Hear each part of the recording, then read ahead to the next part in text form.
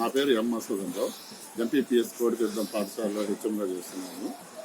ముఖ్యంగా ఏంటంటే నిన్న జరిగిన సంఘటన ఏంటంటే ఈ పాఠశాల కార్యక్రమాల్లో వివిధ రకాలైన యాప్లు పెట్టి ఉపాధ్యాయులు చాలా మానసికంగా హింసిస్తున్నారు.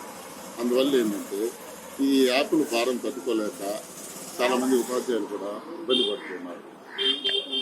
ఈ యాప్లు బాత్రూమ్ ఫోటోస్ అనేసి, మిడ్ డే మీల్స్ అనేసి, అటెండెన్స్ యాప్లు అసలు కరెక్ట్గా పనిచేయాలి. నిన్న మొన్న కూడా అటెండెన్స్ యాప్లు అనేది సరిగ్గా పనిచేయాలి.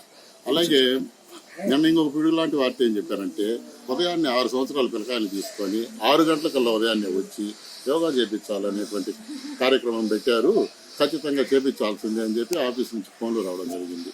దీని మీద మేము చాలా ఇబ్బందికి గురయ్యాం. ఎందువల్లంటే చిన్న బిడ్డలు, పసి బిడ్డలు, 6 సంవత్సరాల పిల్లలు, 7 సంవత్సరాల పిల్లలు వాళ్ళు స్కూళ్ళకే 9-9:30 వస్తుంటే వీళ్ళు 6 గంటలకల్లా తీసుకొని వచ్చి యోగాలు చేయించాలా, అటు చేయాలి ఇటు చేయాలంటే ఇది సాధ్యం కాదని చెప్పి కలిసి మేము ఎంఈఓ గారికి ఇటువంటి పరిస్థితుల్లో ఈ యాప్లతోటి వీటితోటి మేము విద్యార్థులకి చదువు అందించలేకపోతున్నాం. ఇది చాలా మమ్మల్ని మానసిక వేదనకు గురి చేసింది.